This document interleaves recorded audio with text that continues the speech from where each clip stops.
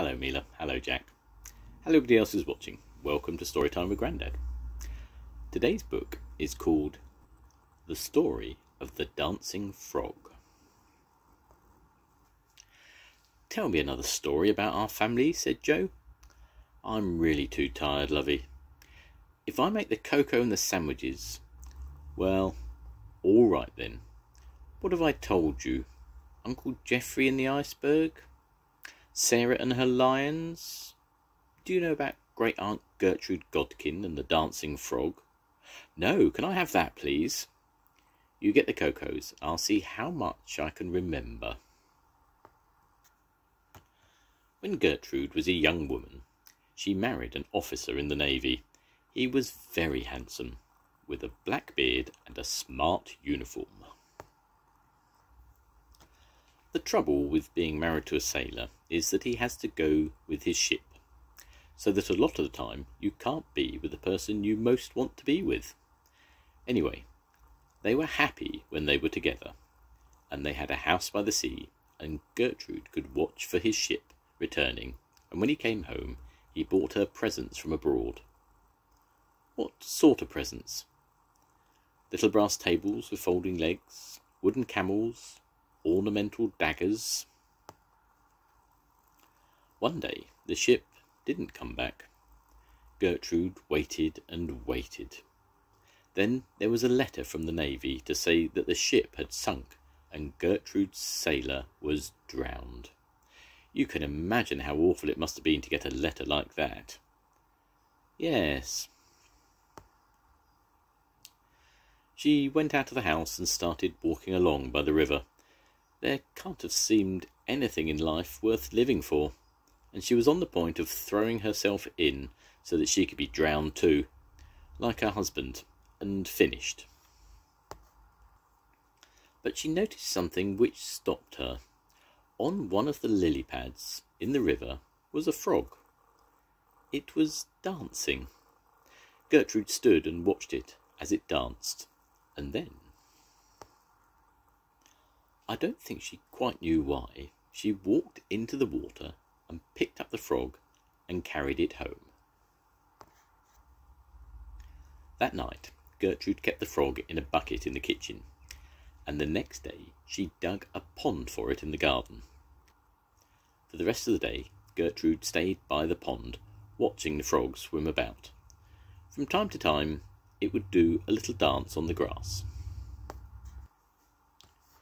That evening, after she had had something to eat, Gertrude put on a record on the wind-up gramophone she had been given as a wedding present. Then she went out into the garden, picked up the frog in her hands, and brought him in and put him on the kitchen table. And the frog slowly started to do a new kind of dance, a dance to the music. And then, we don't know quite how it happened, but the frog went on the stage. Perhaps Gertrude knew someone at the local theatre, and a dancing frog is a rather unusual thing, and no doubt Gertrude didn't have much money after her husband disappeared, and was glad of anything they could earn. Anyway, for the first time the frog's name appeared on the theatre poster, right at the bottom. George the Dancing Frog.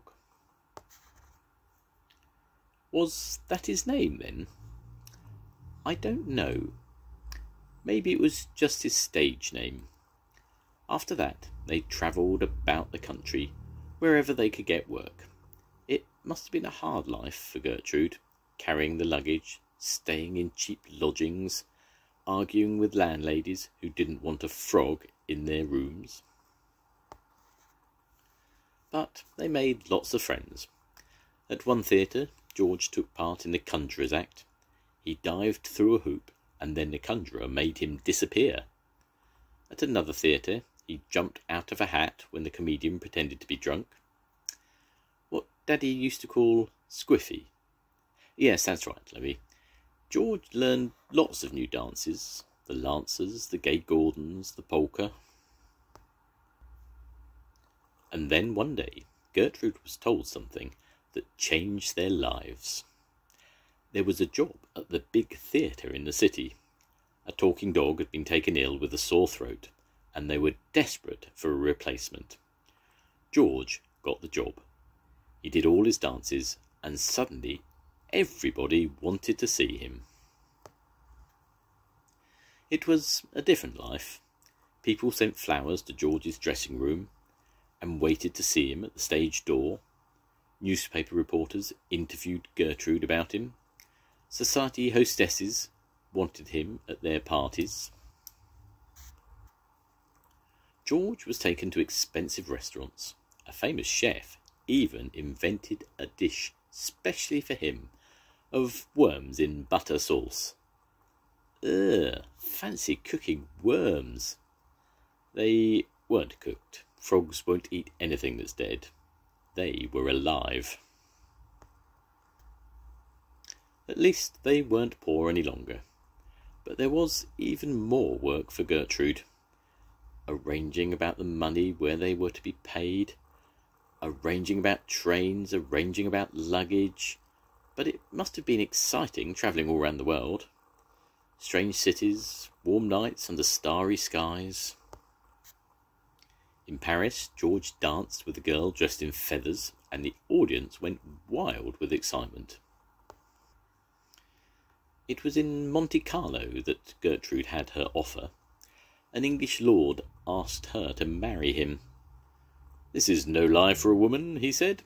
"I have a house in the country and another in London, and everything shall be provided for you. Leave all this and live with me as Lady Belvedere."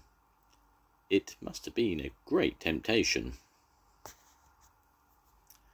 Who was to know how long George would go on being successful?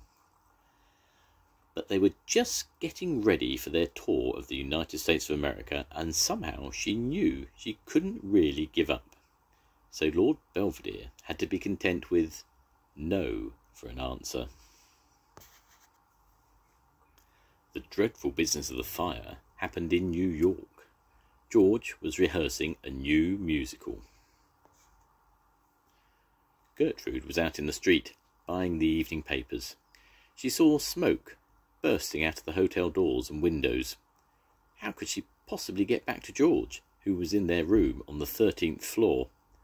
Then suddenly she saw him on the window ledge by the open window. By then the fire engines had arrived. Gertrude snatched a bucket of water from a fireman and called out at the top of her voice. It must have been the most extraordinary thing he ever did, on the stage or off it. A 120-foot jump into a bucket of water with perfect precision. George went on that night and was more brilliant than ever. At the end of the show, the audience stood and applauded for 20 minutes. And it went on like that. Nobody much remembers them nowadays, but they really were a great success. Was Gertrude ever sorry that she didn't marry Lord Belvedere? I don't think she ever told anybody she was. She preferred the frog. Well, I suppose you could say they looked after each other over the years. And what happened to them in the end? The last time anybody in the family saw them was before the war. They had a little house in the south of France with a water tank for George. Gertrude used to grow hollyhocks and sort out their newspaper cuttings. In the warm weather, she would give George a shower with a watering can. And are they dead now, then? Well, that was a long time ago. I suppose they must be. Joe collected up the cocoa mugs and the plates. Was that a true story? More or less. But frogs don't really dance, do they? Not normally, no. And no one could really catch a frog and put it on the stage. You can do all kinds of things if you need to enough. Yes, I suppose so. The end. Goodbye, Mila. Goodbye, Jack. I'll see you soon. Goodbye, everybody. Bye.